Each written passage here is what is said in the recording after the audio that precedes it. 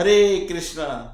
श्रीमद् भगवद गीता अध्याय 3 श्लोक नंबर 27 प्रकृते क्रियमाणानि गुणे कर्माणि सर्वशः अहंकार विमूढ़ात्मा कर्ता अहम इति मन्यते। अनुवाद: जीवात्मा अहंकार के प्रभाव से मोहग्रस्त होकर अपने आप को समस्त कर्मों का कर्ता मान बैठता है, जबकि वास्तव में वे प्रकृति के 3 गुणों द्वारा संपन्न किए जाते हैं। तो प्रभुपाद जी बताते हैं इस संसार में 2 प्रकार के व्यक्ति हैं। एक कृष्ण भावना भावित है और दूसरा भौतिक चेतना वाला। समान स्तर पर कार्य करते हुए समान पद पर प्रतीत हो सकते हैं, किंतु उनके पदों में आकाश पाताल का अंतर रहता है। भौतिक चेतना वाला व्यक्ति अहंकार के कारण अस्वस्थ रहता है कि वही सभी वस्तुओं का कर्ता है। अहंकार विमूढ़ात्मा, तो बहुत अच्छा श्लोक है। इस श्लोक के द्वारा भगवान समझाते हैं, एक है कृष्ण भावना भावित व्यक्ति, स्वरूप सिद्ध या ज्ञानी व्यक्ति, दूसरा है अज्ञानी व्यक्ति।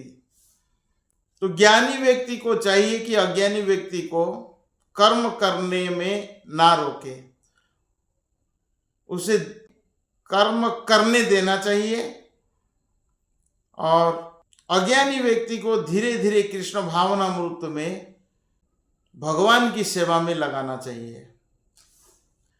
अज्ञानी व्यक्ति जो है उसका गुण क्या है, भगवान इस श्लोक में बताते हैं। अहंकार विमूढ़ात्मा, अज्ञान के कारण समझता है जीवात्मा मैं कर्म करता हूं। भौतिक चेतना वाला व्यक्ति अहंकार के कारण अपने आप को कर्ता मान बैठता है। कोई भी वस्तु हमारा अधीन में नहीं है। एक छोटा सा बाल है, ये बाल को ए बाल तू पकना मत, नहीं, वो अपने आप पक जाता है। हमारा शरीर के एक बाल अगर अधीन में नहीं है तो फिर ये संसार का कोई वस्तु हमारा अधीन में है नहीं है। हम खाते हैं, हम खा सकते हैं, अगर ज्यादा खा लिया, जठराग्नि अगर मंद हो गया तो अपचन हो जाता है। भगवान कहते हैं एक श्लोक में, अहम वैश्वनरा भूत्वा प्राणिनाम देहमाश्रित। वैश्वनर मतलब digesting fire. So Krishna is situated in our stomach as a digesting fire. जो भी हम खाते हैं वो कृष्ण पचाते हैं। ड्राइवर गाड़ी चलाता है, वो नहीं कह सकता है कि एक्सीडेंट नहीं होगा, कभी भी एक्सीडेंट हो सकता है, उसके हाथ में नहीं है कंट्रोल। निश्वास नहीं विश्वास कदारुद्ध भविष्यति। हम सांस लेते हैं, कभी भी बंद हो सकता है, कदारुद्ध भविष्यति, कभी भी बंद हो सकता है। तो हमारा मृत्यु निश्चित है, हमारा हाथ में नहीं है मृत्यु। हम सो जाते हैं, उठने का कोई विश्वास नहीं है कल सुबह में उठूंगा। हमें भगवान ने इतना सुंदर शरीर दिया हुआ है।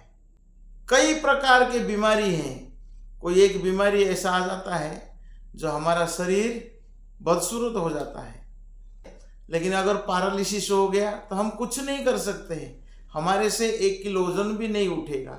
ये प्रकृति के द्वारा हमें ये शरीर मिला है, हमें भूलना नहीं चाहिए। प्रभुपाद जी यहाँ लिखते हैं, मनुष्य यह नहीं जानता है कि शरीर की रचना प्रकृति के द्वारा हुई है, जो परमेश्वर की अध्यक्षता में कार्य करती है। भौतिकवादी व्यक्ति यह नहीं जानता कि अंततगत्वा यह कृष्ण के अधीन में है, कि अहंकारवश ऐसा व्यक्ति हर कार्य को स्वतंत्र रूप से करने का श्रेय लेना चाहता है, और यही है उसके अज्ञान का कारण है। उसे ज्ञात नहीं कि इस स्थूल तथा सूक्ष्म शरीर की रचना प्रकृति के द्वारा भगवान की अध्यक्षता में की गई है। अतः उसके सारे शारीरिक तथा मानसिक कार्य कृष्ण भावनामृत में रहकर कृष्ण की सेवा में तत्पर होना चाहिए। अकेले ईश्वर कृष्ण आर सब भृत्य जारे जैसे नचाए से तैसे करे नृत्य। कृष्ण सर्वेश्वर है, वो असली कर्ता धरता है, और बाकी सब क्या है, भृत्य है। आर सब भृत्य मतलब दास है, उनके अधीन में काम करते हैं। तो जारे जैसे नचाए से तैसे करे नृत्य, जिसको जैसे भगवान नचाते हैं इस संसार में वो ऐसा नाचता है। तो एक कठपुतली होता है, जैसा कठपुतली को जैसा नचाते हैं तो कठपुतली ऐसा नाचता है। तो कठपुतली के समान है हम, भगवान हमको कठपुतली के समान नचाते हैं। माया के द्वारा वशीभूत होकर जीवात्मा इस संसार में विभिन्न प्रकार के कार्य करता है, अपने आप को कर्ता मान बैठता है, वास्तव में कर्ता नहीं है। तो इस श्लोक में कहा गया है कर्ता अहम इति मन्यते। अज्ञानी व्यक्ति अपने आप को अहम भाव से मानता है कि मैं करता हूं।